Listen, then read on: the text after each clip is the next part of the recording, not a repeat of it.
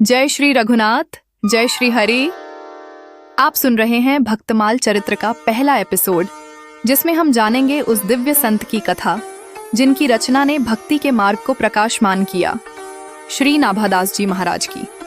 भक्तमाल केवल एक ग्रंथ नहीं, बल्कि एक ऐसी माला है जिसमें भक्तों के गुण मोतियों की तरह पिरोए गए हैं।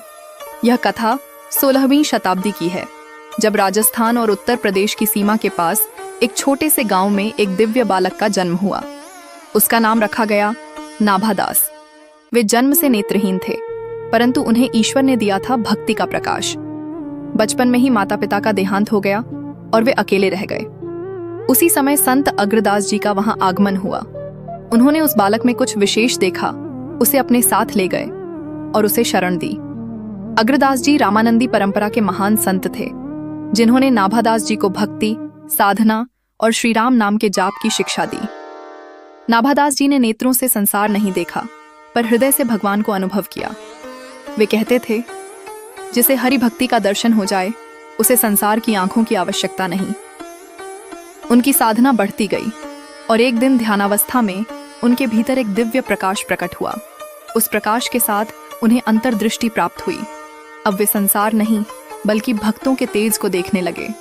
उनके गुरु अग्रदास जी ने उन्हें आदेश दिया, नाभा, अब तुम उन भक्तों के चरित्रों को लिपिबद्ध करो जिन्होंने अपने जीवन से संसार को भक्ति का मार्ग दिखाया।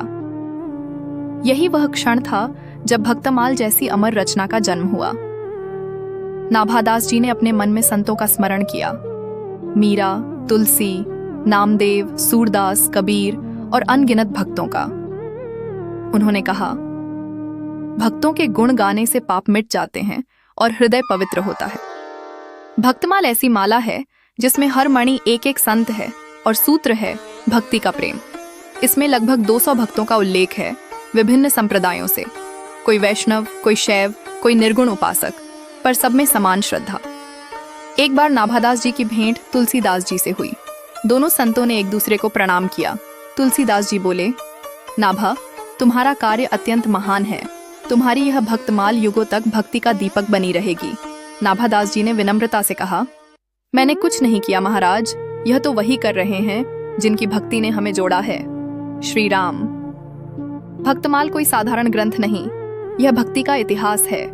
इसे सुनने या पढ़ने वाला भक्तों के चरणों का स्पर्श करता है। नाभादास जी कहते हैं, भक्त चरित्र जो गावे भव भय से निकले, अर्थात जो भक्तों के गुण गाता है वह संसार के भय से मुक्त हो जाता है। ऐसे थे हमारे नाभादास जी महाराज, संतों की माला गूंथने वाले, भक्ति रस के कवि और राम नाम के उपासक। आज भी जब कोई भक्तमाल का पाठ करता है तो वह उनके शब्दों के साथ संतों की ऊर्जा को महसूस करता है। अगले एपिसोड में हम जानेंगे भक्तमाल में वर्णित उन दिव्य भक्तों के चरित्र जिन्होंने भक्ति को लोक मंगल का साधन बनाया।